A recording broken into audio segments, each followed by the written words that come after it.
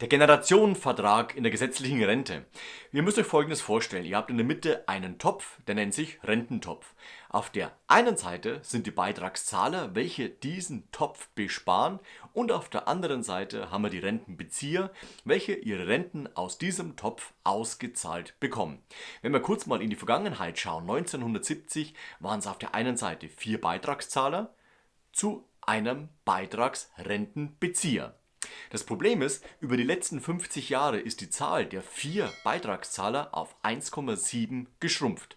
Das heißt, insgesamt werden es immer weniger, Tendenz weiter sinkend.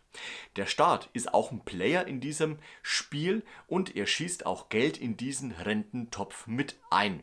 Jetzt gibt es 2 Möglichkeiten, wie wir die Renten langfristig sichern können. Zum einen brauchen wir auf der einen Seite wieder mehr Besparer dieses Topfs und auf der anderen Seite kann eventuell der Staat noch mehr Geld in die Hand nehmen, um diesen Topf zu füllen. In Vergangenheit, in den letzten Jahren, war immer die Überlegung, nimmt man Geld aus diesem Rententopf und partizipiert damit an der Börse und versucht Gewinne einzufahren, damit eben dieser Topf nicht nur von den Sparern bzw. von den Subventionen gefüllt wird, sondern die Gewinne auch noch ihren Teil dazu beitragen. Aber erste Schritte in der Richtung sind noch nicht unternommen. Es wird diskutiert, aber es wurde noch nichts umgesetzt. Wie kann man also langfristig sicher sein, dass man im Alter auf finanziell stabile Beine gestellt ist, wenn die gesetzliche Rente das eventuell nicht leisten kann oder man eher skeptisch dem Ganzen gegenübersteht, ob das Geld, was in diesem Topf ist, auch für die nächsten Jahre, bis wir ins Alter kommen, reichen wird. Also wir müssen privat vorsorgen, da führt kein Weg dran vorbei. Manche haben auch eine betriebliche Altersvorsorge, eine Betriebsrente abgeschlossen. Das ist natürlich schon mal der erste Schritt, aber die private Vorsorge muss auf jeden Fall definitiv noch mit eingebaut werden, um eben im Alter nicht in finanzielle Schieflage zu geraten. Da gibt es verschiedene Möglichkeiten. Einige finden Immobilien sehr interessant. Edelmetalle sind auch nicht von der Hand zu weisen, dass da, wenn man sich den Goldpreis anschaut, auch wirklich eine große Steigerung in den letzten 10 Jahren zu erfahren ist.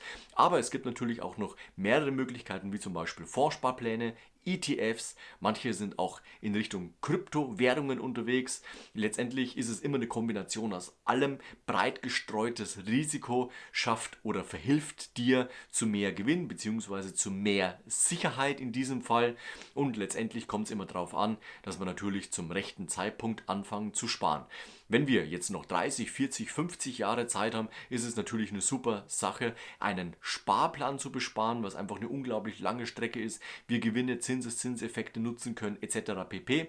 Ist es mittlerweile schon knapp, muss ich entweder eine große Geldsumme monatlich zum Beispiel aufbringen, um noch fürs Alter anzusparen, beziehungsweise ich muss in Risikoanlagen gehen. Da kann es aber natürlich auch immer sein, und das möchte ich nicht missen in diesem Video zu erwähnen, der Totalverlust kann auch hier eintreten. Also, man muss immer wissen, was ist man für ein Typ, was möchte man, ist man spekulativ unterwegs, legt man eher Wert auf Sicherheit und dann kann man die richtigen Produkte bzw. die richtige Sparmöglichkeit finden. Habt ihr Fragen dazu, dann ab in die Kommentare. Ansonsten bin ich euch auch jederzeit rund um Versicherungen, Finanzanlagen etc. gerne behilflich. Lasst am Ende gerne noch ein Like und Abo da. Wir sehen uns nächste Woche zu einem neuen Video rund um Finanzen, Versicherungen.